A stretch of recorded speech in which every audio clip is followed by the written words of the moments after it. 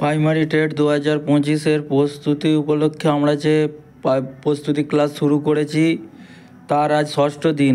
আজ আমরা primary TET সম্পর্কিত বাংলা পেডাগোজির একটি গুরুত্বপূর্ণ ক্লাস দেখে নেব, যে টপিক থেকে প্রতিবারে পরীক্ষায় বিভিন্ন ধরনের প্রশ্ন এসেই থাকে। টপিকটার নাম হলো প্রাথমিক স্তরে ভাষা শিক্ষাদানের বিভিন্ন পদ্ধতি। চলো সবাই মিলে দেখে নেওয়া যাক।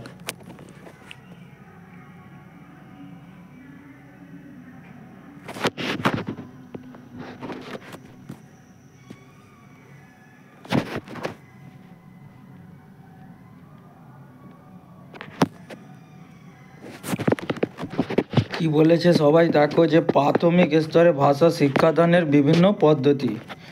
ভাষা শিখনের ক্ষেত্রে প্রাথমিক স্তর একটি বিশেষ গুরুত্বপূর্ণ পর্যায়। এই পর্যায়ে মনস্তাত্ত্বিক ভিত্তিতে শিক্ষাদান করতে হবে। তাহলে প্রাথমিক স্তরে আমরা ছেলেদের কি পদ্ধতিতে শিক্ষাদান করব না, মনস্তাত্ত্বিক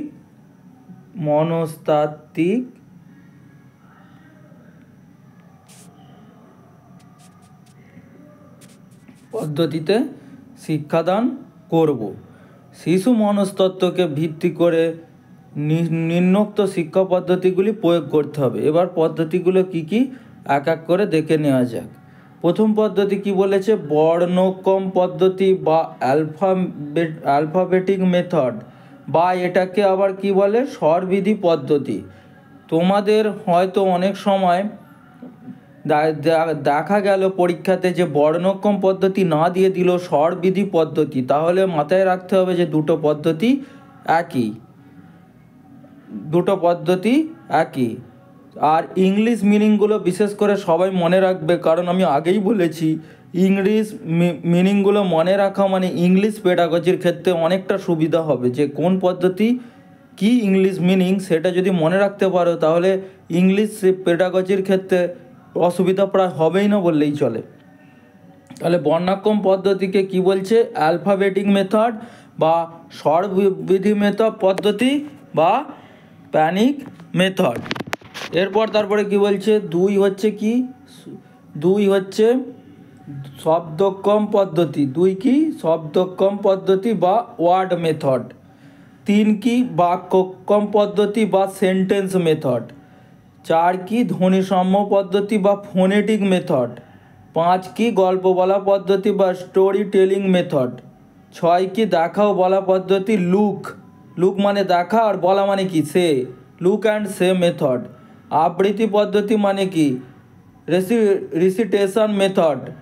লিঙ্গাফোন পদ্ধতি মানে কি, লিঙ্গাফোন মেথড। তাহলে প্রাথমিক স্তরে এই সব পদ্ধতির মাধ্যমে শিক্ষাদান করতে হবে। এবার চলো দেখে নিই এক একটা পদ্ধতি সম্পর্কে কি বলা হয়েছে বিস্তারিতভাবে।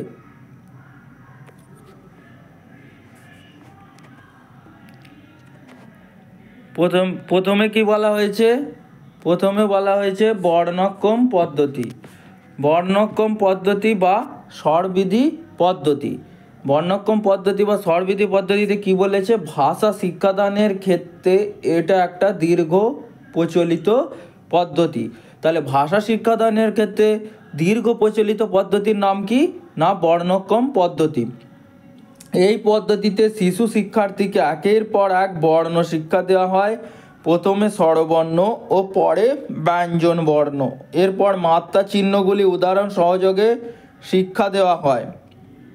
বর্ণ শেখাবার সঙ্গে সঙ্গে সংশ্লিষ্ট বর্ণগুলি যথাযথ উচ্চারণ ব্যাপারেও শিক্ষা দেওয়া হয়। বর্ণগুলি ভালোভাবে আয়ত্ত হওয়ার পর তাদের ছোট ছোট পরিচিতি শব্দ শিক্ষা দেওয়া হয়। হঠাৎ করে কোনো বিশেষ অপরিচিতি বা কঠিন শব্দ প্রয়োগ করা যাবে না। তাহলে বর্ণাক্রম পদ্ধতিটা কি বলেছে, যে প্রথমে তাদের কি দেওয়া হবে, প্রথমে তাদের বর্ণের শিক্ষা দেওয়া হবে। তারপর দ্বিতীয় ধাপে কি করতে হবে, স্বরবর্ণ ব্যঞ্জন বর্ণ শেখাতে হবে। তারপরে কি করতে হবে, উদাহরণ সহযোগে শিক্ষা দিতে হবে। মাত্রা বা চিহ্ন কোনগুলো সেগুলোকে উদাহরণ দিয়ে বোঝাতে হবে।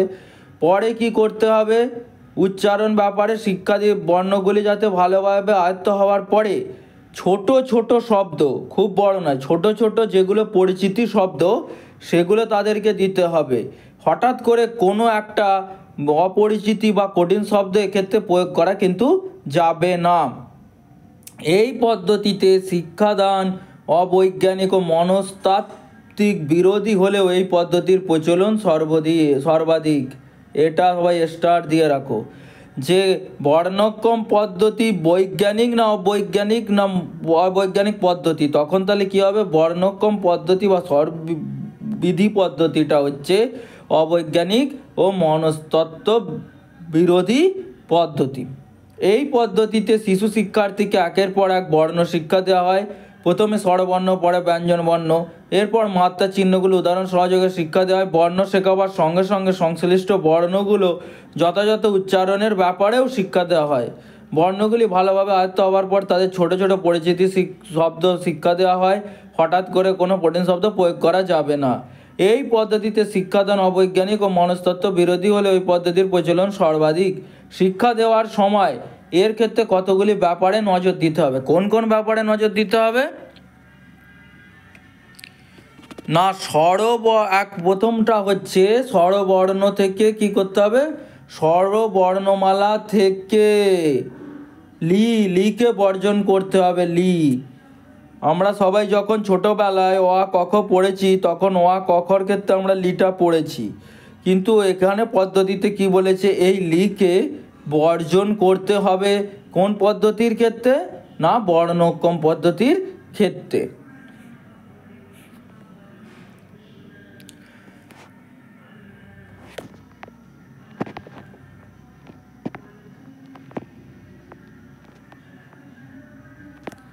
তারপরে দ্বিতীয় পয়েন্টে কি বলেছে, প্রত্যেকটি বর্ণের যথাযথ উচ্চারণ হবে। যেমন হর্ষইকার, দীর্ঘইকার, হর্ষৌকার, দীর্ঘৌকার, বর্গীয় জ, অন্তস্থ জ, তালব্য স, মূর্ধন্য জ, দন্তন্য স, মূর্ধন্য, দন্তন্য প্রভৃতি। সংযুক্ত বর্ণ ব্যঞ্জন বর্ণগুলি যথাযথ উচ্চারণ শেখাতে হবে। যেমন এগুলো পরীক্ষার সময়তেও দেয় বাংলাতে, যে যুক্ত বর্ণগুলোকে ভাঙো, সেক্ষেত্রে তোমাদের এগুলো কাজে লাগবে। যে ইংয় বর্গের জ ভাঙলে প্রথমে, তো বর্গের জ ইংহ ভাঙলে কি হবে, কথাতেই বলছো বর্গের জ ইংহ, তাহলে আগে বর্গের জ তারপরে ইংয়। এবার তারপরে কি বলেছে, এবার যদি আমি তারপরে যদি এবার ইংয় বর্গের জ ভাঙি, ইংয় বর্গের জয় যদি ভাঙা হয় তাহলে কি হবে, ইংয় বর্গের জকে ভাঙতে গেলে হবে আগে ইঙ তারপরে বর্গের জ। এবার তারপরে এভাবে তুমি খঞ্জ ভাঙতে পারো, গঞ্জ ভাঙতে পারো। আর বর্গের জয়ে বর্গের জয় ইঙ দিয়ে কি ভাঙা যাবে, বিজ্ঞান ভাঙা যাবে। বিজ্ঞানটাকে যদি আমি ভাঙি তাহলে কি হবে, বিজ্ঞানকে যদি ভাঙি তাহলে যুক্ত বর্ণের ভাঙাটা কি হবে, বিজ্ঞানকে যদি ভাঙি, বিজ্ঞানকে ভাঙলে কি হচ্ছে, বিজ্ঞানকে ভাঙলে প্রথমে কি হবে ব, তারপরে কি হচ্ছে বি, তার মানে কি হর্ষই, তারপরে কি বলেছে বর্গের জ, তারপরে কি বলেছে ইঙ, তারপরে কি আকা, তারপরে কি দন্তন্য। তাহলে এটা কি হচ্ছে বিজ্ঞান, যেটাকে এভাবে ভাঙতে হবে। বা তারপরে কি বলেছে, নেক্সট পদ্ধতি কি বলেছে, শব্দক্রম পদ্ধতিটা কি বলেছে, একেবারে পরিচিতি শব্দ ধরে ধীরে ধীরে পরিচিতি করাতে হবে। যেমন অ দিয়ে যদি আমরা কিছু প্রথমে শব্দ বলি, তাকে তাহলে অ দিয়ে কী কী শব্দ হতে পারে, অ দিয়ে হতে পারে তোমার অমল, তারপরে কি হতে পারে অজয়, তারপরে কি বলছে অভয়,